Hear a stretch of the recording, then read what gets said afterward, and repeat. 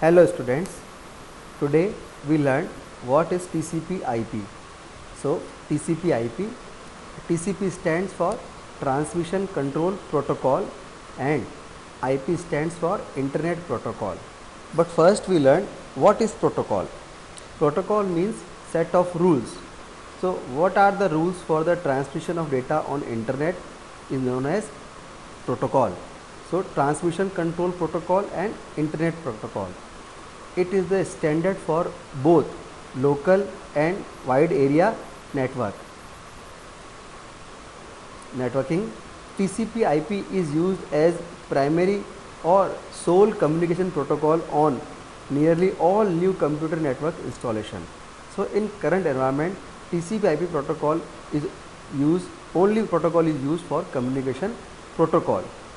Currently, the internet fully supports TCP/IP version 4. It is also known as IPv4. So in current internet protocol version is 4. It allows heterogeneous network to communicate efficiently. Heterogeneous means there can be different types of communication network like LAN, WAN, MAN or star topology, ring topology, bus topology. Any kind of networks can communicate efficiently with the use of TCP/IP. So TCP/IP is a collection of protocol that includes transmission protocol, internet protocol and user datagram protocol and many others. So first is TCP. So TCP ensure reliable communication and use port to deliver packets. So generally our data is divided into such small parts and these small parts are known as packets or messages. So TCP ensure reliable communication and use port to deliver packets. It is connection oriented protocol.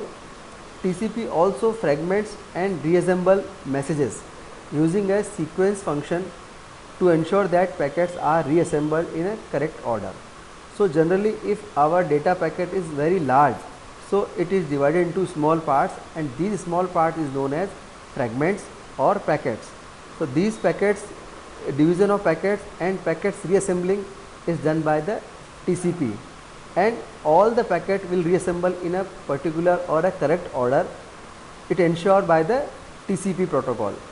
So in TCP a connection must be built using a handshake process. So what is handshake process? So handshake process before information is sent or received. So handshake process, what is handshake process?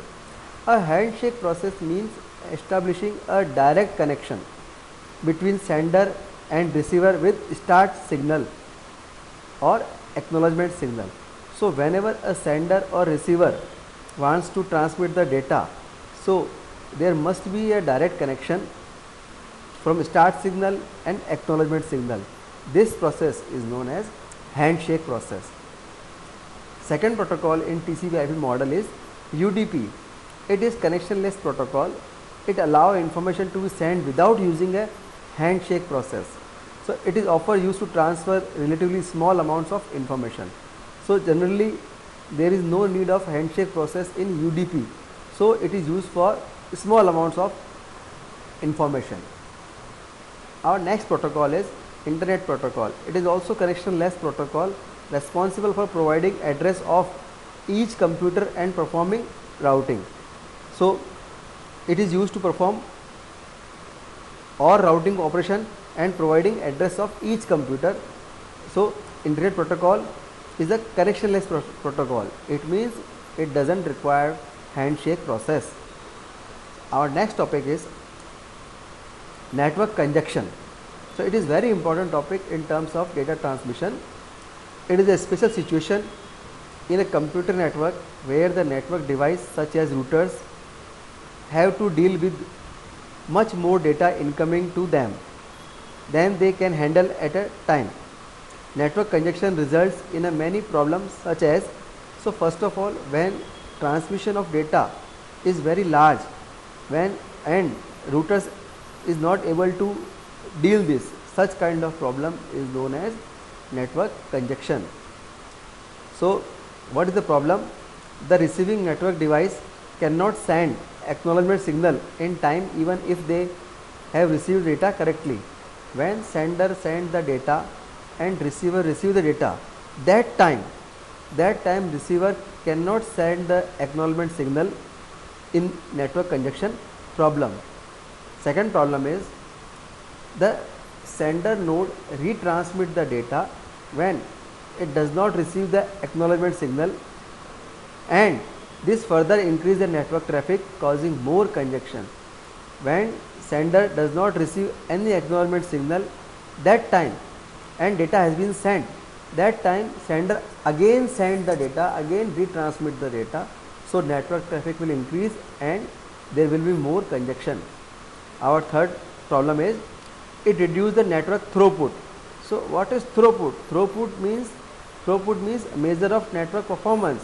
So network performance will be reduced when the network congestion is done. So how we can handle the network congestion? Network congestion is analogous to the congestion on the roads and can be handled similarly.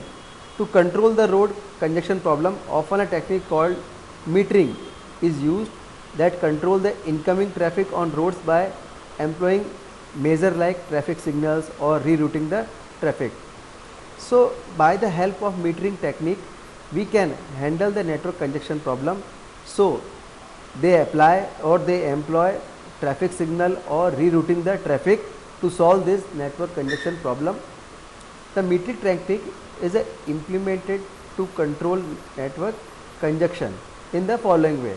So what metering technique is done? It ensures that sender does not overflow the network, and it is done by controlling the flow of data packets.